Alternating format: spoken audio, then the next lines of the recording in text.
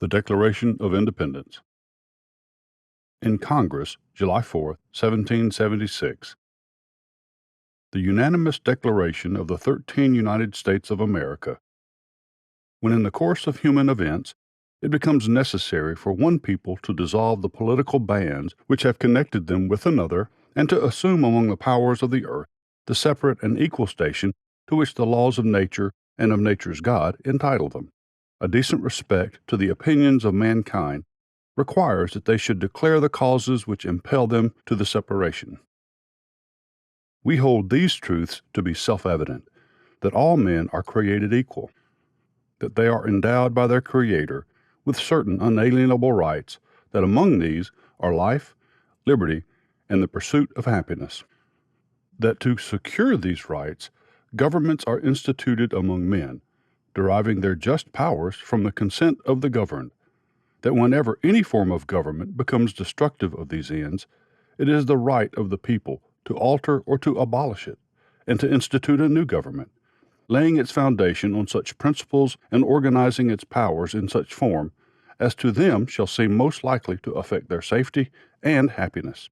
Prudence, indeed, will dictate that governments long established should not be changed for light or transient causes, and accordingly all experience hath shown that mankind are more disposed to suffer while evils are sufferable than to right themselves by abolishing the forms to which they are accustomed.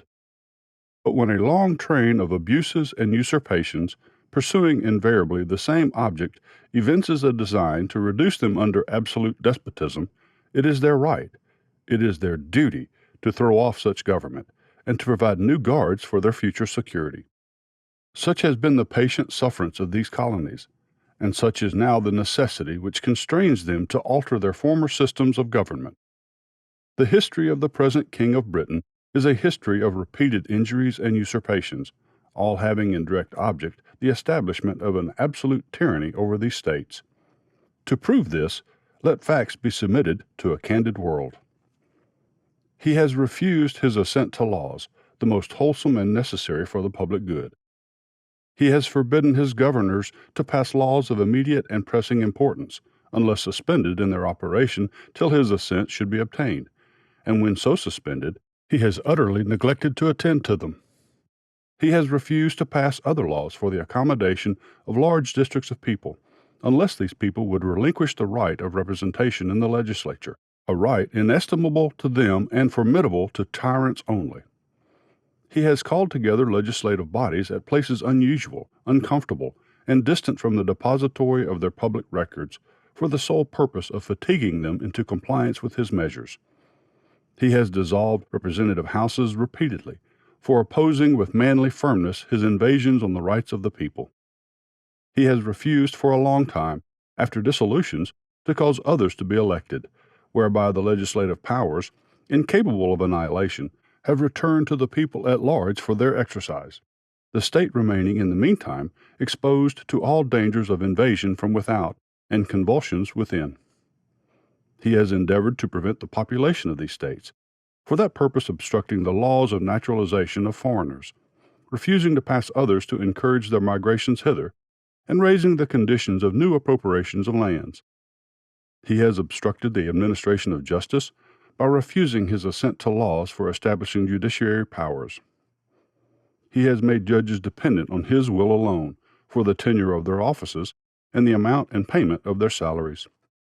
He has erected a multitude of new offices and sent hither swarms of officers to harass our people and eat out their substance. He has kept among us, in times of peace, standing armies without the consent of our legislatures.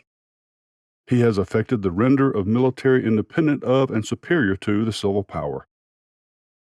He has combined with others to subject us to a jurisdiction foreign to our Constitution and unacknowledged by our laws, giving his assent to their acts of pretended legislation, for quartering large bodies of armed troops among us, for protecting them, by a mock trial, from punishment for any murders which they should commit on the inhabitants of these states, for cutting off our trade with all parts of the world, for imposing taxes on us without our consent, for depriving us, in many cases, of the benefits of trial by jury, for transporting us beyond seas to be tried for pretended offenses, for abolishing the free system of English laws in a neighboring province, establishing therein an arbitrary government, and enlarging its boundaries so as to render it at once an example and fit instrument for introducing the same absolute rule into these colonies. For taking away our charters, abolishing our most valuable laws, and altering fundamentally the forms of our governments.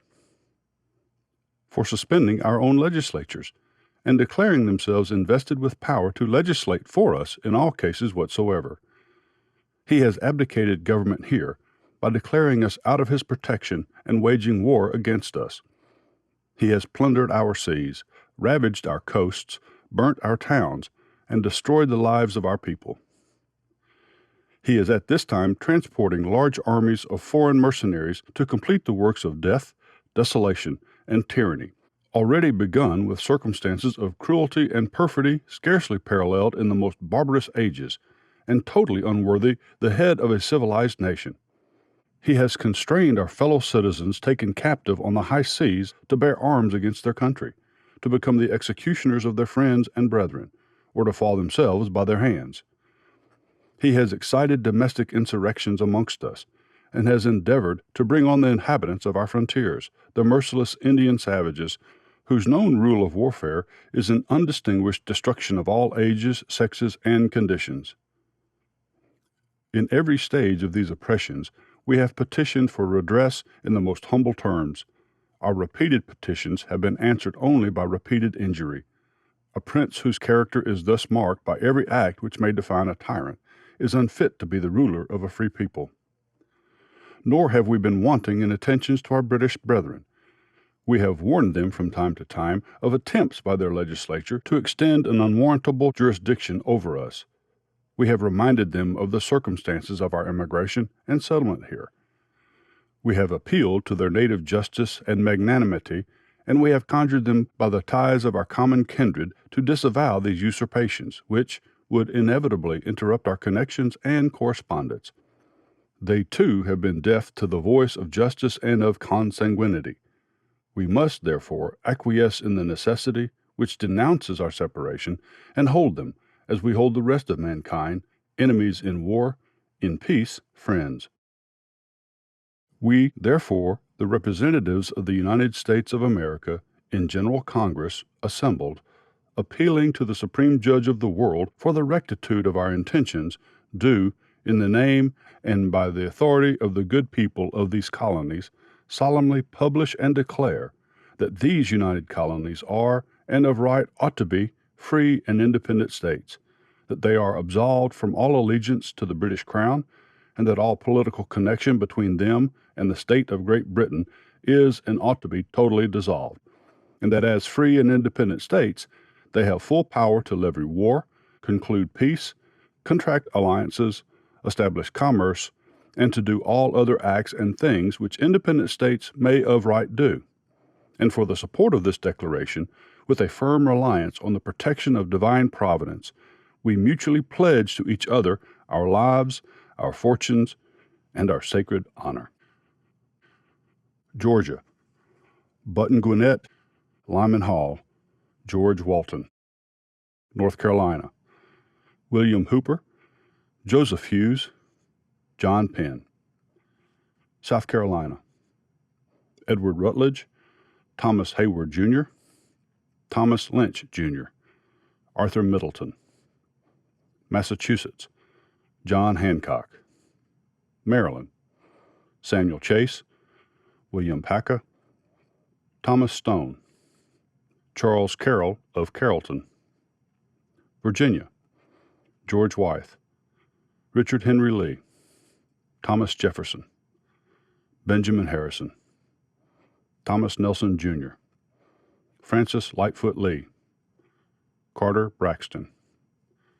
Pennsylvania: Robert Morris, Benjamin Rush, Benjamin Franklin, John Morton, George Clymer, James Smith, George Taylor, James Wilson, George Ross.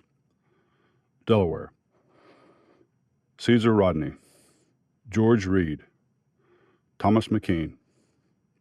New York: William Floyd, Philip Livingston, Francis Lewis, Lewis Morris. New Jersey: Richard Stockton, John Witherspoon, Francis Hopkinson, John Hart, Abraham Clark. New Hampshire: Josiah Bartlett, William Whipple. Massachusetts: Samuel Adams, John Adams, Robert Treat Paine, Elbridge Gerry. Rhode Island: Stephen Hopkins, William Ellery. Connecticut: Roger Sherman, Samuel Huntington, William Williams, Oliver Wolcott. New Hampshire: Matthew Thornton.